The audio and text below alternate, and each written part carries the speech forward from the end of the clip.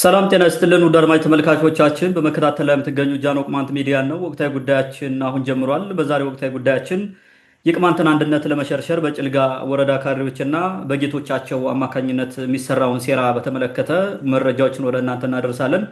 በመቀጠልም የአፋር ክልል መግለጫ ወጥቷል። ህወሓት ጦርነት ከፍቶብኛል በሚል እሱንም የተመለከቱ ጉዳዮችን ሰፋ አድርገን የምናነሳ ይሆናል። አብራችን እንድትቆዩ የአክብሮት ግብዣችን ነው።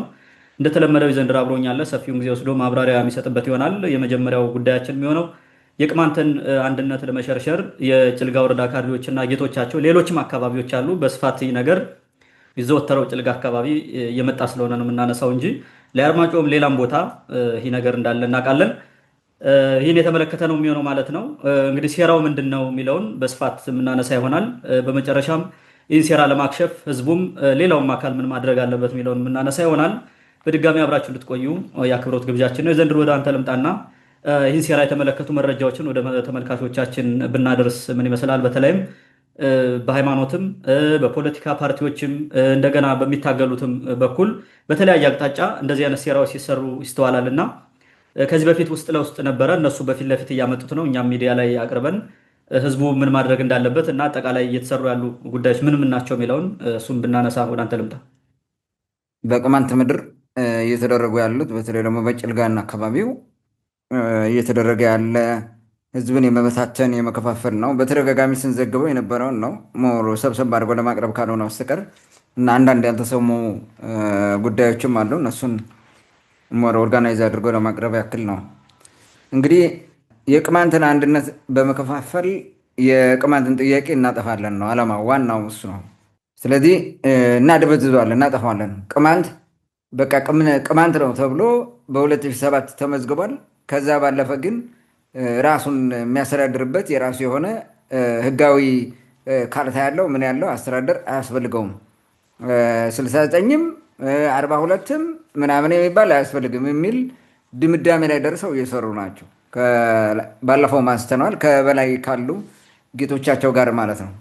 እና ይሄንን ለማድረግ ደግሞ የግድ ቅማንት መከፋፈል አለበት፣ በተለያየ መንገድ መከፋፈል አለበት። እነሱ ብለው የሚያስቡት ጭልጋን ነው፣ ማዕከል ነው። የቅማንት ማንነትም የትግሉም ብለው ያስባሉ። እነሱ የሚያስቡት ነው የታገለው ዳር እስከ ዳር ቅማንት ነው። ሁሉም ነው የሚሟማተው የሚጋደለው እስከ ዛሬ ጭልጋ ብቻ አይደለም፣ ሁሉም ቦታ ነው። ግን ማዕከል ነው ብለው ያስባሉ እነሱ በራሳቸው እሳቤ ማለት ነው። በዛ ልክ የጭልጋን ቅማንት መስበር ማለት ሌላውንም መስበር ማለት ነው። ጭልጋን ከሰበር ነው ሌላውን መስበር ማለት ነው ብለው ስለሚያስቡ ማለት ነው። እዛ አካባቢ የሚያተኩሩት አንድ እሱ ነው። ሁለተኛው እዚ አካባቢ ያልጠፋ ባህል ወግ አለ፣ የህገ ልቦና ስርዓት አለ፣ ሌሎችም የተጠበቁ እንትኖች አሉ። በእርግጥ ለአርማጭሆም በጣም የሚበልጠው እንዲያውም በህገ ልቦና የደን ስርዓት እንዲያውም በለአርማጭሆ ያለው ይበልጣል። በእርግጥ የጭልጋም በጣም ብዙ ነው ቁጥሩ ያለ። እንደገና ደግሞ ህገ ልቦናው ራሱ ህይወት ዘርቶ ያለበት ቦታ ነው አካባቢ ማለት ነው። ስለዚህ የግዴታ ጭልጋ አካባቢ ማተኮር አለባቸው፣ ትልቅ ጫና መፍጠር አለባቸው ማለት ነው። ለዛ ነው እንግዲህ ምንድነው የሚያደርጉት? ምን ምን ነገሮችን እያነሱ ነው ውስጥ ለውስጥ የሚሰሯቸው? አንደኛ ጸረ ካድሬ ወይም ጸረ ብልጽግና የሆነና የብልጽግና ደጋፊ የሆነ በሚል ይከፋፍላሉ ውስጥ ለውስጥ ማለት ነው። እነዚህ ብልጽግና ይቃወማሉ፣ እነዚህ የብልጽግና ደጋፊ ናቸው ምናምን በሚል ይከፋፍላሉ። በዛ ልክ ሴራ ይሰራሉ። ሌላው ሽፍታና የመንግስት ደጋፊ በሚል ይከፍላሉ። እንመታዋለን አንመታው ምናምን የሚሉት ማለት ነው። እነሱ አንድ ባንድ ለማብራራት ሞክራለሁ። እነዚህን ቅዴፓና ብልጽግና ወይም የቅዴፓ ደጋፊ የብልጽግና የሚሉት ያ ቲሸርት የለበሰ ሲያስሩ የነበሩት ማለት ነው። ይሄም አሁን እንደገና እንደ አዲስ ጀምሯል፣ በተለይ ምርጫ የሚባል ሲመጣ ማለት ነው። እሱንም ባጭሩ ለማቅረብ ሞክራለሁ። ሌላው ደግሞ የሃይማኖትን ልዩነት ለመፍጠር ራሱ የሚሞከር ሙከራ አለ። ይህንም ባጭሩ ሁሉን ሳይሆን ማለት ነው የተወሰኑ ነገሮችን ብቻ ጥቅል የሆኑ ጉዳዮችን ለማቅረብ ሞክራለሁ።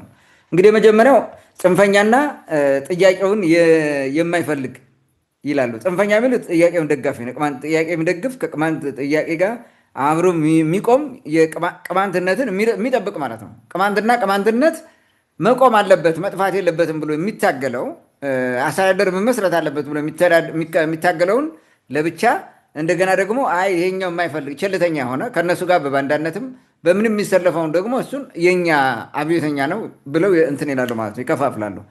ይሄ በጣም እንትን ነው። በተለይ ደግሞ ቋንቋ እንድንማር ይመቻችልን በካሪክለም እንዲካተት ብሎ የሚጠይቁ ጥያቄያችን መመለስ አለበት ብሎ የሚጠይቁ በየስብሰባው እንዲህ አይነት ነገር የሚያነሳ የታሰሩ ኮሚቴዎቻችን ይፈቱልን፣ ትክክል አይደለም ይፈቱና ከእነሱ ጋር ሆናችሁ ጥያቄያችን አስተካክላችሁ መልሱ የሚሉትንም አይፈልጓቸውም ማለት ነው። እነዚህ በጠላትነት በዛኛው በኩል ነው የሚፈርጇቸው ማለት ነው። ህዝቡን በጠላትነት መፈረጅ ይቁም ብለው የሚጠይቁ ሰዎች በራሱ እንደ ጠላት ወይም የሆነ አደጋ እንደሆኑ ተደርገው ይወሰዳሉ ማለት ነው። እነዚህም በሙሉ በጽንፈኛ ይፈርጇቸዋል። ይህን የሚቃወሙላቸው ተላላኪ በገንዘብ በምንም እየገዙ ደግሞ የእነሱ ደጋፊ እንደሆነ አድርገው ያስባሉ። እንዲበዛላቸው ራሱ ጥረት ያደርጋሉ። ይህንን በተመለከተ ማለት ነው። በተለይ ደግሞ ካራ በተባለ ቡድን ህብረተሰቡን እያሰቃዩ እያማረሩ አንዳንድ ጥቅማጥቅም በመስጠት የእነሱ ዓላማ ፈጻሚ ወይም አስፈጻሚ እንዲሆኑ ያደርጓቸዋል ማለት ነው። በህዝብ ደረጃ ይህን ያክል እነሱ ጋር የሚሰለፍ አለ የለም፣ የሚታወቅ ነው። ማንም የቅማንት ህዝብ እንደ ህዝብ ማለት ነው ያን የሚደግፍ እነሱ ጎን የሚቆም ምንም የለም፣ ማንም የለም። ቅማንት ጥያቄው እንደሚያስበው ሁሉም ማለት ነው። አሁን የተላላኪዎች ጉዳይ ነው። ለከርሳቸው ብለው መጥተው የሚላላኩ የጥቅመኞች ማለት በታጣቂ ደረጃ ወይ ደግሞ በባለስልጣን ደረጃ ወይ አንዳንዶች ደግሞ በመንግስት ሰራተኛ ደረጃ ያሉትን እንደማለት ነው። እነሱ የሚሏቸውን የሚያስፈጽሙትን ማለት ነው። ካርዲውን በየቦታው በመላክ ማሴር፣ ትምህርት ቤት እንዲዘጋ ባለፈው ያነሳነው ጉዳይ እንዲዘጋ ማድረግ ሰበብ ፈልገ ማለት ነው። ከዛ በኋላ አካባቢው እንደዚህ ይሆናል ይመታልን የሚል እርምጃ ይወሰድልን የሚል ጥያቄ እንዲቀርብ አይነት ነገር ወይም ጥያቄ ቀርባል ብለው እርምጃ ለማስወሰድ ይጠቅማቸዋል ማለት ነው። እነዚህ መከፋፈሉ ራሱ ለዚህ በጣም ይመቻቸዋል። ሌላው ተከታታይ ስብሰባዎችን እየሰበሰቡ ስብሰባዎች እያካሄዱ የቅማንትን ጥያቄ ለማረሳሳት ማለት ነው። በየትኛውም ስብሰባ ድሮ የቅማንት ጥያቄ ሁሉም ይነሳል። ችግሮቹ በሙሉ ነቅሰው ወጥተው ይሄን ፍቱልን ብሎ ይጠይቃል ህዝቡ። ኮሚቴ ታስሮ ከሆነ ይፈታልን፣ ጥያቄው በአግባቡ ይመለስልን፣ ቶሎ በአስቸኳይ ይመለስልን ብለው ነው የሚከራ። ዛሬ እንዳይናገር አድርገው አስፈራርተው ምንም ብለው አጀንዳው ሌላ ነው ተው ብሎ ይተወታል ማለት ነው። እነሱ ለማይረባ ፍሬ ፈርስኪ ለሆነ ነገር ራሱ ስብሰባ ተሰብስበው ድንች ቀቅለው እየጋጠው ምንም እያሉ ይሄንን እንትን ያደርጋሉ። ማስ ሚዲያ ላይ ምንድነው ሶሻል ሚዲያ ላይ ምናምን ያቀርባሉ። ህብረተሰቡ ግን እንዲናገር አይፈልግም። እነዚህ በሙሉ ሜካኒዝምስ ናቸው ይህንን ማፈን ማለት ነው። በዛኛው ክፍፍል ውስጥ ያለ ነው። ሌላው ሁለተኛው ክፍፍል ለመፍጠር የሚፈልጉት ነው። የእነሱ ህልም ነው እንግዲህ የሚፈልጉት በቀጠናው ያሉ የመብት ታጋዮችን ለመነጠል የሚሰሩ ስራ ነው፣ ሴራ ነው። በተለይ ሴራ ነው። ምንድነው? ታጋዮቹን ሽፍታ ብሎ ይፈርጃል። ሽፍታውን ደግሞ ከእነሱ ጋር አድርጎ ገንዘብ እየሰጠ ምናምን ያስበጠብጣል ማለት ነው። ታጋዮች ምንም ነገር ባያደርጉ ችግር ባይፈጥሩ በዛ አካባቢ ያሉ የሚንቀሳቀሱ ለመብታቸው የሚንቀሳቀሱ ልጆች ማለት ነው በዚህ በካራ ቡድን ችግር ይፈጥሩና እነሱ ችግር ይፈጠሩ ብለው ያስወርዱታል ማለት ነው። ይህን ነው የሚያደርጉት። ይኸው ሰሞኑን የሆነ ማን ነው ይሄ አይ ቲንክ ግንት መሰለኝ አንድ ሰው ባለፈው ስም ጠቅሰን ማን ማለት ነው የሚባል ሰው አቅርበናል። ከነ ልጁ ገለውት ሄዱት ማለት ነው። ይሄ ካራ ቡድን የገደለው ይሄ ሽፍታ ገደለ ይላል ለታጋዮቹ እንትን ለማድረግ ማለት ነው፣ ስም ለማጥፋት ማለት ነው። እንዲህ አይነት ነገሮችን ይሰራሉ። ይሄ የሴራቸው ሌላው አካል ነው። በተደጋጋሚ እየዘገብነው እያቀረብነው መተናል። ይሄ የሚታወቅ ስለሆነ ማለት ነው። ህዝቡን የሚያሰቃይ ቡድን ይደግፋሉ፣ ገንዘብ ይሰጣሉ፣ ማበረታቻ ይሰጣሉ ማለት ነው።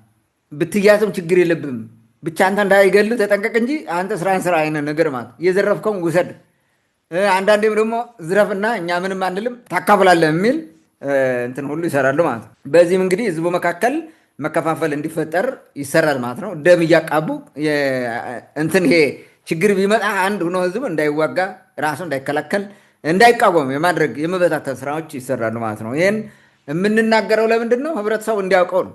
እንዲያውቀውና ቀድሞ መፍትሄዎችን እያዘጋጀ ለእነዚህ እንትን እንዳይል ማለት ነው። ሌላው እንግዲህ ሶስተኛው መከፋፈያቸው አሁን ሰሞኑን በተለይ ደግሞ ምርጫ ሊካሄድ ነው የሚል አለ። የብልጽግና መንግስት ምርጫ አካሄዳለሁ የሚል አለ። እንግዲህ በዚህ ሁኔታ ምርጫ ይካሄዳል አይካሄድም፣ ቢካሄድስ ምርጫው ምን አይነት ነው የሚሆነው? እሱ እግዚአብሔር ይወቀው። ምንም የሚታወቅ ነው ነገሩ ይታወቃል። ግን ምርጫ አይሆንም። ያው ዝም ብለህ ደንቡን አድርገህ ተመርጫለሁ ነው ማለት ነው። ተቋማዊ ለማድረግ ነው የስልጣንህን እንጂ ሌላ አይመስለኝም። ዞሮ ምን ጀምሯል? ስብሰባ አይከል ላይ ስብሰባ በየቦታው ሰብስበው ቅዴፓ እንዳትመርጡ እኛን ነው መምረጥ ያለባችሁ፣ እኛን ከመረጣችሁ ጥያቄውን እንፈተዋለን፣ ምረጡን።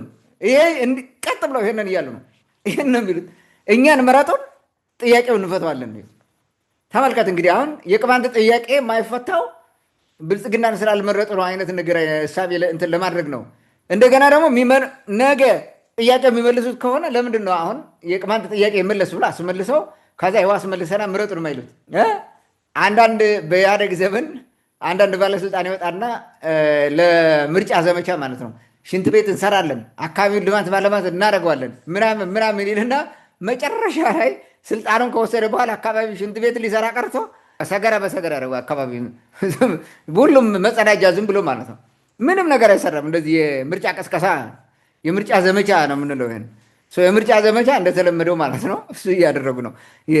የብልጽግና መንግስት አሁን አፍሮ ጉድ እያደረገ እያሰቃየ ነገ ጥያቄ ሊመልስ ብልጽግናን መልስ መርጫለሁ ምናምን ስላልከው ተመረጠም አልተመረጠም ማይመለሱበት ምክንያት የራሳቸው እንትን ስላላቸው ካልኩሌሽን ስላለው ብልጽግናን ስላለመረጠ አይደለም ቅማንት ፍዳውን እየቆጠረ ያለው። አዴፓ የሚባል በኋላ በፊት በአዴን የነበረ በኋላ አዴፓ የሚባል አሁንም ብልጽግና ሲሆን የቅማንት ህዝብ እኮ እንዳይቀየመን ብሎ በአንድ ወቅት አገዴፓ የሚባል መርጦ ቅማንቱ ሙሉ በሙሉ አገዴፓ አሸነፈ። የቅማንት ምድር ማለት ኧረ ይሄማ ብልጽግና እንትና ማን ነው ኢህአዴግ ይቆጣል በአዴን ስለሚያኮርፍ ጥያቄ የሚመልሰው በአዴን ስለሆነ ሰርዙ ተብሎ ኮረጆ ተገልብጠ ሁሉ እነሱ እንዲያሸንፉ ተደርገው ያውቃሉ። አንድ ወቅት ተመልሰው የሆነ ነገር አረሙ። የቅማንት ህዝብ የፈለገውን ያክል ቢያበላ ወርቅ ቢያነጥፍላቸው የፈለገውን ቢያደርግ ቢነጠፍላቸው ማለት ነው መስዋዕትነት ቢከፍልላቸው ጥያቄውን አይመልሱ። አሁን ሰው የማያውቀው ይሄ ነው። የአማራን ልሂቃን አያውቁትም። በቃ የአማራን ልሂቅ የሚባለው የተጣላው ከቅማንትነቱ ጋር ነው።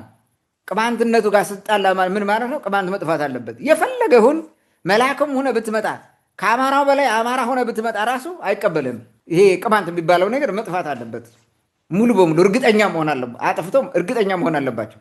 ስለዚህ ስለመረጡ ማለት ስለመረጥከው አስተዳደር ይመልስልሃል ምናምን ኔቨር።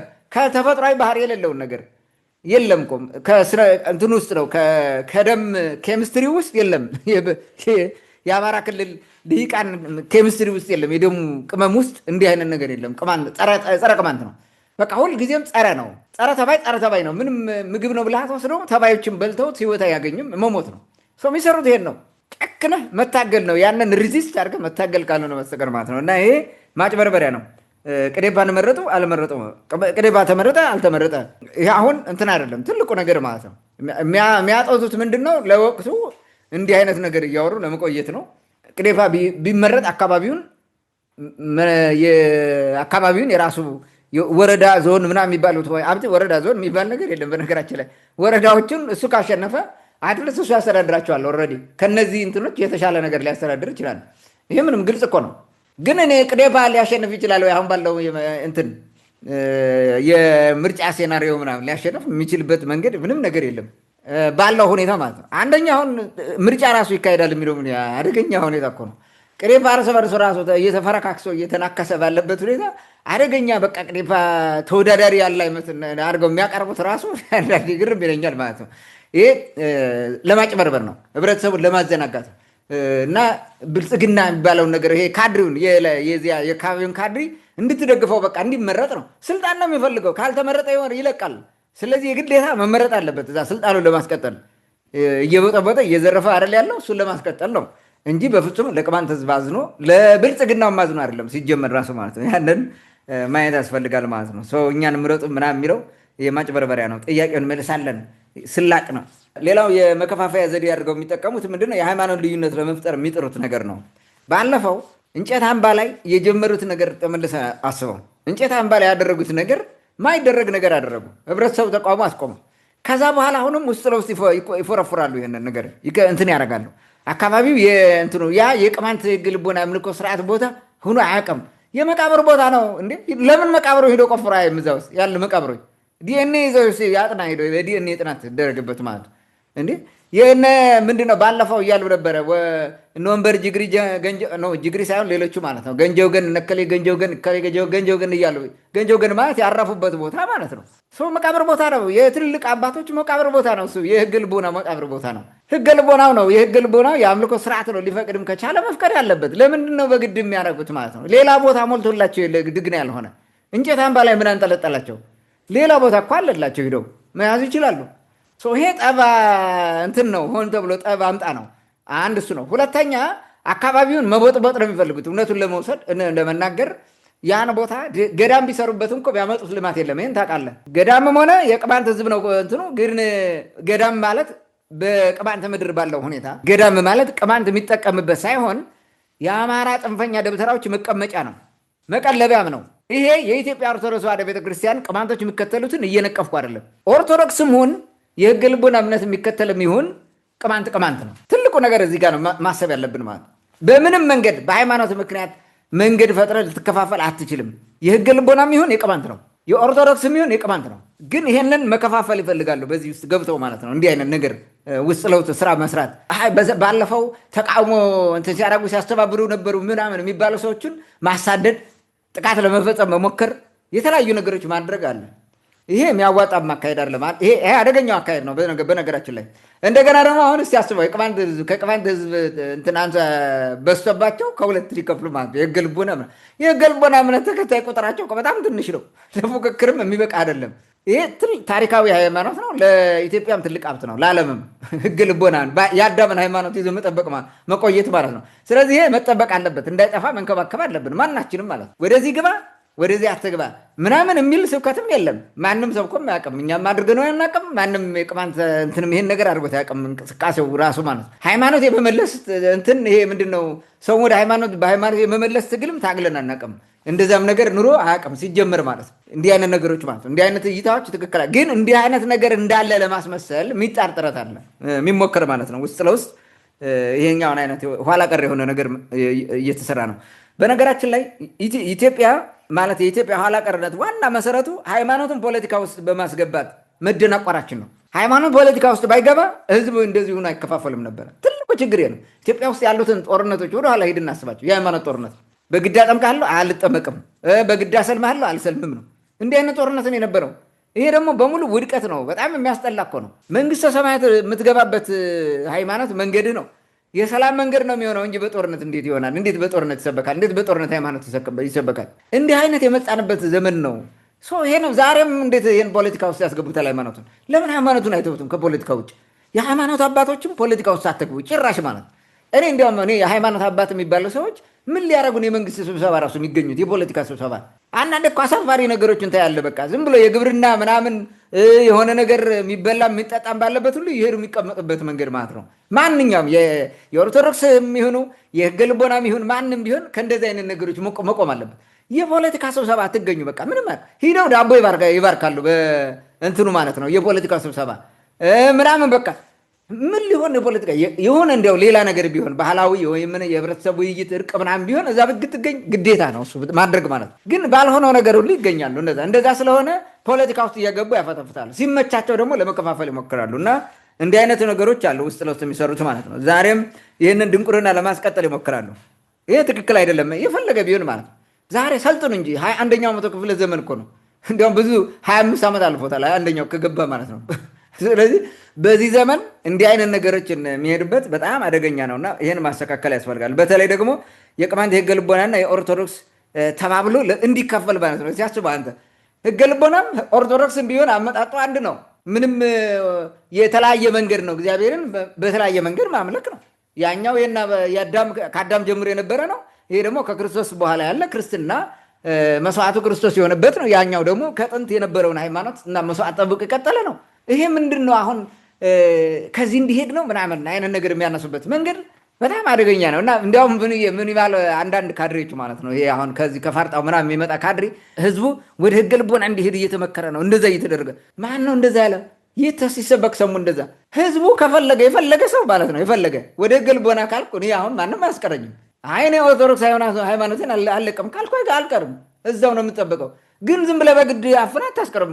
ኦኬ ህገ ልቦና ያሉት ሰዎች በቃ እኛ ህገ ልቦና አንፈልግም ክርስቲያን ነው የምንሆነው ብለው ቢመጡ ማን ይከለክላቸዋል? ማንም የሚከለክላቸው የለም። ስለዚህ ነፃ መብት እንዳለ መፍቀድ አለባቸው። የመጀመሪያ መንገድ ማለት ነው። መጀመሪያ ያላቸው አማራጭ ምንድን ነው? ማንም ሃይማኖቶች ማድረግ ያለባቸው ምዕመናንን መጠበቅ ነው፣ ማስተማር ነው። አስተምሯቸውን ማስተማር ነው። ህገ ልቦናውን ማስተማር ነው። እንትኑ ማስተማር ነው። ወደ ፈለገው ሄዳለሁ ያለን ሰው ግን በቆመጥ በዱላ ልትሉ አትችልም። መብቱ ነው መሄድ እና ይሄንን ሁሉ ልክ ህዝቡ በዘመቻ ዝም ብሎ ግልብጥ ብሎ ወደ ህገ ልቦና ሲጀመር ቅማንት መቼ እንደዛ ነው በባህሪው። ህገ ልቦናውን ላለመጣል የፈጀውን ጊዜ ታውቃለህ? ስንት ጊዜ እንደፈጀ እስከ ዛሬ ያን ሁሉ ሰርቫይቭ አድርጎ አሁን ደግሞ ተመልሶ ወደ ህገ ልቦና ይሄዳል ብሎ የሚያስበው ራሱ ይሄ ፖለቲካው ነው እንጂ ድንቁርና ነው። የቅማንት ባህሪ እንደሱ አይደለም። የያዘውን ነገር መልቀቅ አይወድም። አሁን እኔን ልቀቅና ህገ ልቦና ውስጥ ግባ ብትለኝ አልገባም፣ አልችልም። ህገ ልቦና መጥፎ ነው በሚል አይደለም፣ ስለማልገባ ኦልሬዲ የኔ ማንነት የሆነው ክርስትናው ስለሆነ ማለት ነው። ግን ደግሞ ህገ ልቦና እንዲበደል እንዲጨቆን፣ የሃይማኖት ነፃነታቸውን እንዲያጡ አልፈቅድም። እታገልላቸዋለሁ ኦን ቢሃፍ ኦፍ ዘም፣ በእነሱ በኩል መብታቸው እንዲከበር ማለት በነፃነት እንዲንቀሳቀሱ መሸማቀቅ ስለሌለባቸው ማለት ቅርሶቻቸው እንዲቀሙ አልፈቅድም። ከዚህ ያለፈ ግን ህዝቡ ወደዚህ ግባ የሚል ማንም ተናግሮ የማያውቅም ሆኖ የማያውቅም። ግን ይሄንን ያጠዙታል እንትን ለማድረግ ማለት ነው፣ ለመከፋፈል። ይሄ ትክክል አይደለም በፍጹም ማለት ነው። ያንን ማየት በጣም ጠቃሚ ይመስለኛል። የአንድን እምነት ቦታ ለሌላው ይሰጡና በዛ በኩል ደግሞ እንደዚህ አድርጋቸው እርስ በርስ ምናምን ግጭት ለመፍጠር የሚደረገው ነገር የካድሬው ስራ ነው፣ ዋናው ስራ ነው። አይ ሂዶ የሚለኩሱትም በቄስም በኩል ይምጡ፣ በሌላም ቄስ ማለት ነው፣ በሁለቱም ቄስ ዋቴቨር ክርስትናም በሌላም ቢሆን በሸክም ይምጡ። እነሱ ናቸው እንደዛ ብሎ የሚከፋፈል ነገር የሚያመጡ ከሆነ ማለት ነው። ሃይማኖት በፍጹም የመከፋፈያ መንገድ ሊሆን አይችልም፣ አይችልም። እኛ ደንቆሮች ስለሆን ነው እኮ። ማንም በቡድን ወደ ገነት የሚገባ ህዝብ የለም። ኑሮ አያውቅም። ህገ ልቦናም ገባ፣ ህገ ክርስትናም ገባ፣ እስልምናም ገባ፣ ዋቴቨር ብትገባ ማለት ነው። ገነት የምትገባው በስራህ ነው፣ በሰራኸው ልክ ነው። የምትገመገመው ኢንዲቪጁዋሊ ነው። ምን ሰርተሃል ነው እንጂ ምን ሰርታችኋል የሚል ግምጋሜም የለም። ብራብ አላበላችሁኝም የሚለው ሰዎች እነዛ በቀኝና በግራ የሚቆሙ ብዙ ሰዎች ስለሆኑ ነው አበላችሁኝ አላበላችሁ የሚላቸው እንጂ እያንዳንድ ነው የምትጠይቀው በነፍስ ሌላ የለም። የኔ ነፍስ እኔ ነው የምጠይቀው በምንም መንገድ። ክርስቲያን ስለሆንክ ትጸድቃለህ የሚልም የለም። እንደዛ አይደለም። ክርስቲያን ስለሆንክ ትኮንናለህ የሚልም የለም። ስራህ ነው ክርስትና ውስጥ ሆነ ስራህ ነው የሚያወጣ። ሌላውን ቦታ ሆነ ስራህ ንጹህ ከሆነ እግዚአብሔር ማዳኛው ብዙ ነው፣ ያድናል። ከዚህ አንጻር ቢመለከቱት ጥሩ ነው። አሁን የሃይማኖት ነፃነቱን ልክ እንደ ፖለቲካ እንትን ማድረግ ያድርገው መውሰድ የለባቸውም። ያለፈው ግፍ ይበቃል። በቃ አሁን ያለፈው ማለት ዛሬም እሱን ግፍ ለመፈጸም የሚሞከረውና ይሄ ከፋፍሎ ለማጥፋት የሚሞከረው ነገር ከወዲሁ መቆም አለበት። ህብረተሰቡ መንቃት አለበት። ምክንያት ነው የሚፈልጉት፣ የሆነ ትንሽ እየፈልጉና ነካ አድርገው እሱን እንደዚህ ነው ብለው ለማጋጨት እና እንዲያውም ቅማንትነት ያለው ህገ ልቦናው ላይ ስላለ ህገ ልቦናውን እናጣላው በክርስትናው በኩል አይነት ከክርስትና አምጥተን ለማጣላት ሁሉ ቢደረገው ማለት ሙስሊሙና ክርስቲያኑ ተዋውጦ ተስማምቶ ነው የሚኖረው ቅማንት ምድር አብሮ ታግሎ። እንዴ ሮቢት እኮ አይተናል ምን እንደተደረገ ማለት ነው፣ ምን እንዴት እንዳደረጉ። ልክ እንደዛ ነው። አሁንም እዚሁ እንደዛ ነው። ህገ ልቦናና የክርስትና በምንም መንገድ እንትን ሊሏቸው ተደጋግፈው ነው የኖሩት፣ ተደጋግፈው ይቀጥላሉ። ይህን ነው እንትን ማድረግ ያለባቸው ማለት ነው። ባይሰጥም እንኳን መሬት እንደዚህ ሰተናል ባይሉም በዛ ምክንያት ግጭት እንዲፈጠር የሚደረገው ነገር መቆም አለ። እንደዛ አይነት እንቅስቃሴ አለ ማለት ነው። በተለይ ደግሞ የውስጥ ለውስጥ አንዳንድ የፈጠራ ወሬዎችን እንደዚህ አይነት ያወራሉ እና ክርስቲያኑ ወደ ምናምን የሚሉት ነገር ብዙ ነው። ከህገ ልቦናም እኮ ወደ ክርስቲያን የሚሄዳል የሄዱ ልጆች አውቃለሁ እኔ አሉ። ይሄ እንትን ነው፣ ዳይናሚዝም ነው። ዳይናሚዝም ምንድን ነው? ከአንዱ ወደ አንዱ መሄድ። በቃ ይሄ የሰው ልጅ ባህሪ ነው። ስለዚህ ይሄ ተፈጥሯዊ ባህሪ ገበርን ያደርጋቸው ሰዎችን። በመሀል አንድ ሰው ወደዛ ስለሄደ ሊወስዱት ነው ብለህ ማበድ፣ ይሄ ተቋማዊ እብደት ይባላል። ወንጌሉ ነው መስበክ ያለበት ክርስቲያኑ፣ ህገ ልቦናውም አስተምሮ ነው መስበክ ያለበት፣ ሙስሊሙም እንደዛ እና ከዛ አንጻር ቢታይ ጥሩ ነው። ህዝቡ ምን ማድረግ አለበት የሚል ነገር የተወሰነ ነገር ልበል። በአጠቃላይ አንደኛ እነዚህና ሌሎች የካድሪ ስራዎችን በአግባቡ ማወቅ ነው። እነዚህ በሙሉ አሁን ያልኳቸው የካድሪ የፖለቲካ ስራ ናቸው፣ የፖለቲካ አሻጥር ናቸው።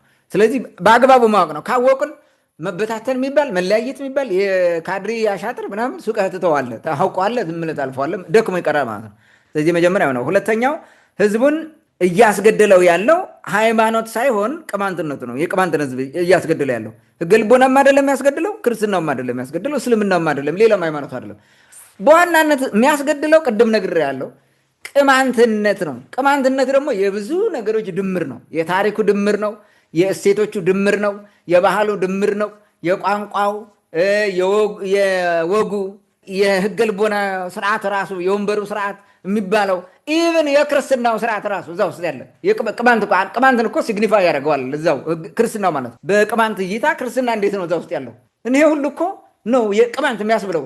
የቅማንት ማንነት ሲባል 98ቱ ክርስቲያን ከሃይማኖት አንጻር፣ የተወሰኑ ጥቂት ደግሞ ህገ ልቦና የሚከተሉ የተወሰኑ ሙስሊሞች አሉ። በቋንቋ አንጻር ቅማንተኛ ይነገራል፣ አማርኛም ይነገራል። በፖለቲካ አንጻር እንዲህ የፖለቲካ ርዕዮት ያላቸው ሰዎች አሉ። እንዲህ የፖለቲካ ተሳትፎ አለ።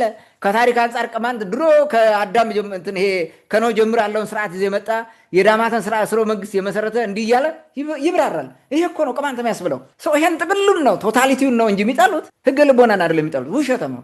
ይሄ ቅጥፈት ነው። ይሄን ደብተራው ነው ለመስበኪያ ምናምን የሚያመጡት ማለት ነው። ስለዚህ የሃይማኖት ልዩነት ምንም አይነት እዚህ ጋር መታሰብ የለበትም። ቅማንትን የሚያስገድለው ቅማንት መሆኑ ነው። ደምህ ነው የሚያስገድልህ። ደምህ ተመርጦ እኮ ነው። ቅማንት ነው አይደለም ነው እንጂ የሕገ ልቦና እምነት ተከተል ክርስቲያን ሆነ ተርፈሃል።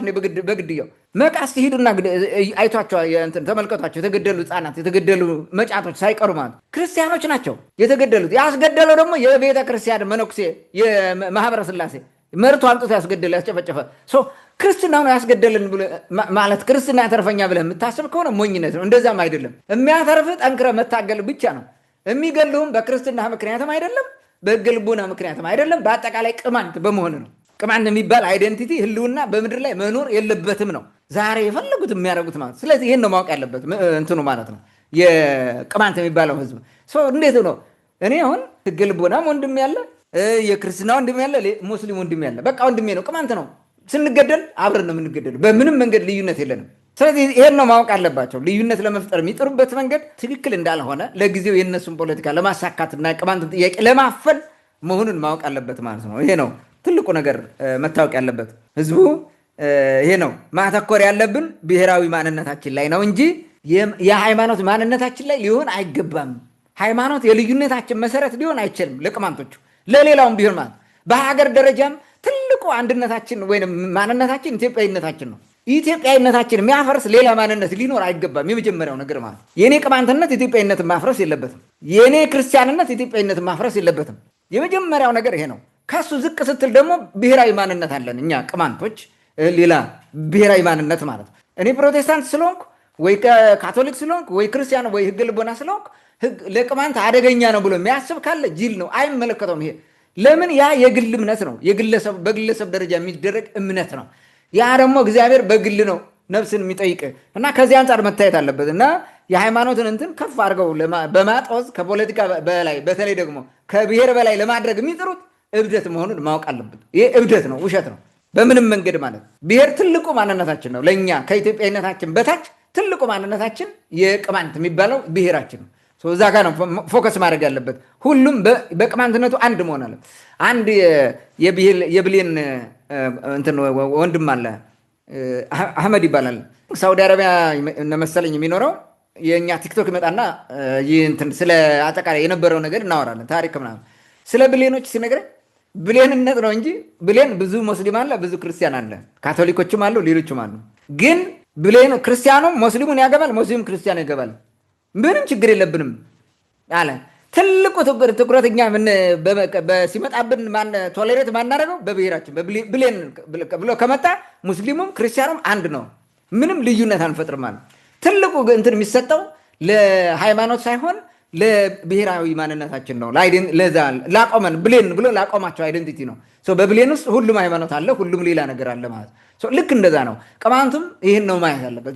በቅማንት ውስጥ ብዙ ነገሮች አሉ ማለት ነው። ከዛ አንጻር መታየት እንዳለበት ትኩረት ቢሰጥ ጥሩ ነው ማለት ነው። የቅማንት ህዝብ ጥያቄ ተስተካክሎ እስከሚመለስ ድረስ የሚደረጉ የአንዱን ይዞታል ለዚህ ይዞታ ይገባኛል ምናምን የሚል ጥያቄ መቆም አለበት፣ በጭራሽ ማለት ነው መቆም አለበት። ቅማንት ጥያቄው ሲመለስ ራሱ ቅማንት እንጨት አምባ ለቤተክርስቲያን ማሰሪያ የሚያስፈልግ ከሆነ ከተስማማ ህዝቡ ይሰጣል። አለቀ።